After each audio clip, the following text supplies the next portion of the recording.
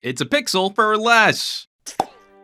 I feel every category of analysis I could cop out, I will cop out and just say that over and over. It's a pixel for less. So we aren't going to find crazy surprises or nasty compromises because it's a pixel for less. Where I had concerns about pixel camera performance with a premium price tag, all of those concerns are thrown out the window when we talk about $400. At $400, this phone shames comparable mid-rangers and makes a strong argument against many premium phones. I feel people tend to overbuy just to prevent being punished with the mediocre camera, and that's over now. If Google's argument is appealing to general consumers, this price tag matches the simplified feature set. I don't agonize over omitting pro modes and advanced settings here. That price matters. There are precious few differences I can point to on the 3A against the big brother Pixel. Google extracting performance out of a mid-ranger chipset like I've never seen before. We still have some issues.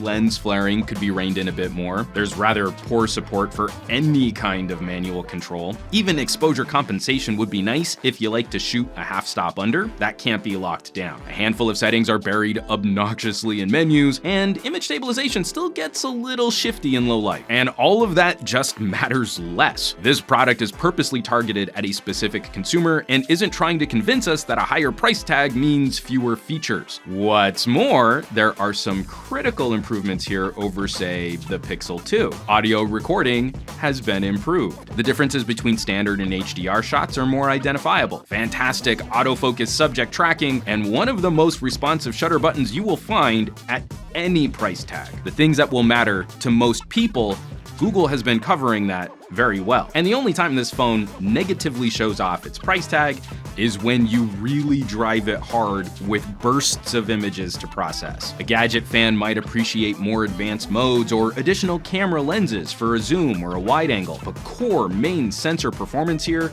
embarrasses phones which cost 2 to 3 times more. This is the phone you recommend to family members beyond just frugality or insultingly covering the basics. This is a price-performance ratio we've never seen in the United States. The 3A makes a much clearer argument for its audience. You want to see how I came to this conclusion? You want me to show my work? Of course you do. Why else would you be here? Let's dig in. Reviewing a camera is more than just counting the megapixels and pushing the auto shutter button for the good colors. So buckle up, folks. We have a bit of ground to cover, and I'm gonna move pretty quick. Starting off with the hardware, it's a Pixel, but cheaper. Sensor size, resolution, aperture, autofocus, image stabilization, this is all on point. We've come to expect at least this level of hardware from mid-rangers, and the Pixel 3A arrives just before the onslaught of phones with half-inch 48-megapixel sensors. There's almost no functional difference in hardware here between a $400 phone and an iPhone or a Galaxy.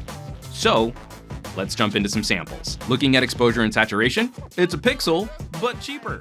The phone is built on a formidable software processing platform. The phone wants to be your autopilot, and you have to dig a bit to disable some of that handholding. I believe you do benefit from turning off all of the auto HDR stuff, manually activating it when you want that extra assist. So even though that bothers Pixel fans, I will be sticking to my consistent testing process.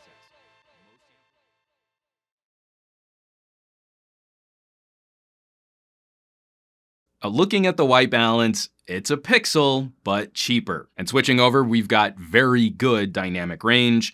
It's a Pixel, but it's less expensive. Now the lens quality is very good. It's a Pixel, but cheaper. And this is most noticeable in macro shots, where this phone is a Pixel, but can be found for less monies. But when you can't stay at macro distances, there's a portrait mode. And it's a Pixel portrait mode, but cheaper. And because this is a Pixel, but cheaper, we've got an awesome low light budget champ here. Okay, let's move over to autofocus, and this is Pixel grade performance, but cheaper. But sometimes we need a little extra reach. It's a Pixel, but it costs less. And what makes a cheaper Pixel so exciting? The HDR support. All right, moving right along. Pixel panoramas for cheap. But flipping to the front of the camera, a weakness on the Pixel 3A, selfies are And that's a perfect segue to talk about video, because it's Pixel video for for cheap. But sticking with this video sample, it's another great segue to talk about stabilization specifically. It's a pixel for less. I'm happy that this cheaper pixel has joined the ranks of phones that acknowledge most humans have 2 ears and appreciate stereo sound. Now, slow motion video is also solid and punches well above the price tag. It's a pixel, but it's cheaper. And firing up the app, looking at the responsiveness, it's a pixel, but you don't have to spend as much.